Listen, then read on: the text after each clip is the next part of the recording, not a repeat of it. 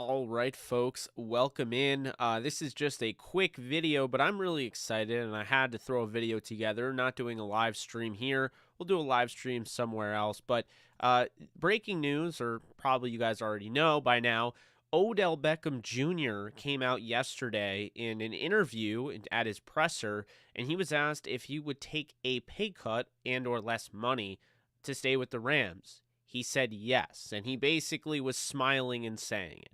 This is great because now, 24 hours away from the Super Bowl, the Rams have an idea that Odell not only wants to remain a Ram, but potentially take a pay cut. We all had the idea of him coming back.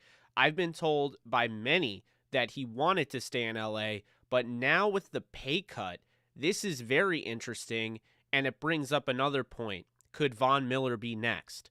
When you win, everybody wants to be winning. They want to stick by your side. When you lose, they're quick to run away.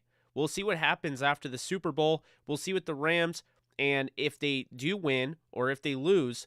But regardless, looking at Odell Beckham Jr., Robert Woods, Cooper Kupp, Van Jefferson in year 3, that sure should scare every defense out there in the NFL for next season. So when you're looking at a team that's already in the big game tomorrow against the Cincinnati Bengals, and the idea of them bringing these guys back, not having it be necessarily all in, not necessarily having these guys be the rentals that other people think, it sure adds a lot to what this team can be and what this team can do moving forward.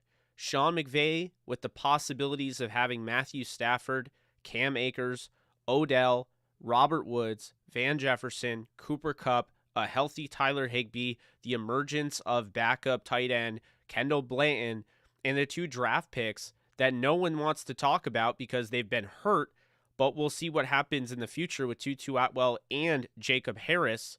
There's a lot of good things coming down the pike for the Rams. They have a lot of free agents, but they definitely have a chance to make up for a lot of this.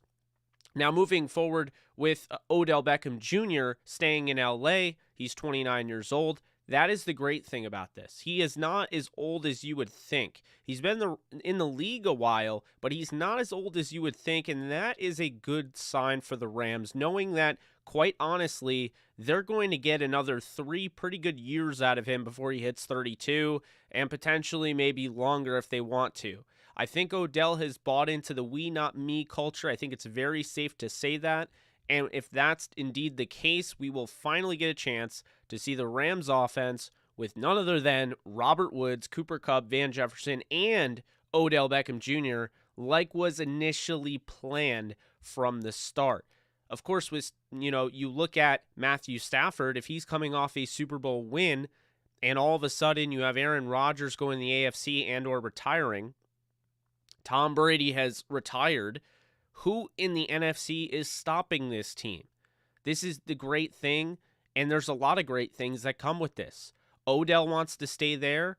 There's a lot of players in the league that very much respect and root and will be rooting for Odell Beckham Jr. on the grandest stage tomorrow.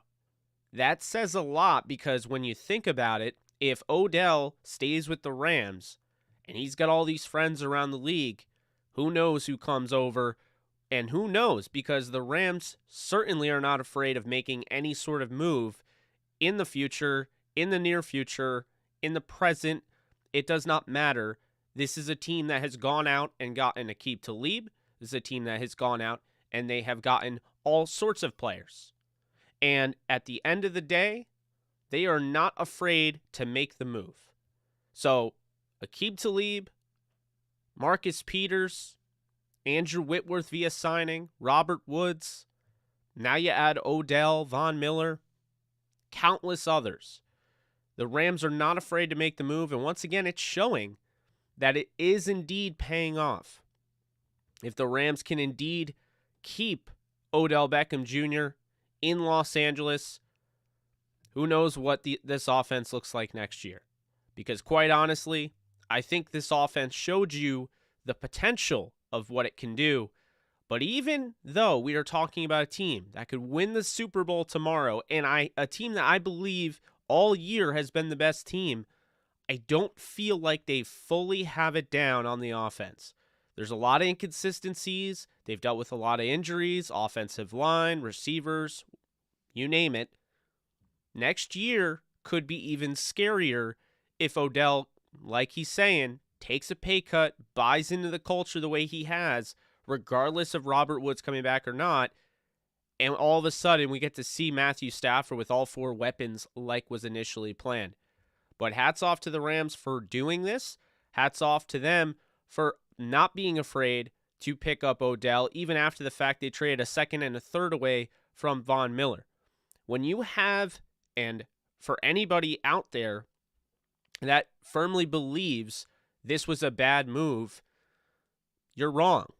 And this shows you. When you have an opportunity to pick up a player of Odell's caliber for essentially free, because all they did was pay, they didn't give up picks for him, you do it.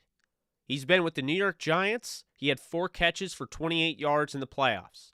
He's been with the Cleveland Browns. He basically got run out of town, and he was traded before he even woke up, or was released before he even woke up. Now he's with the Rams, and he's going to be playing in Super Bowl 56, and he's going to be wide receiver 2 next to the receiver, who right now is not only the best receiver in the league, but he may have just put together the best receiver season of all time.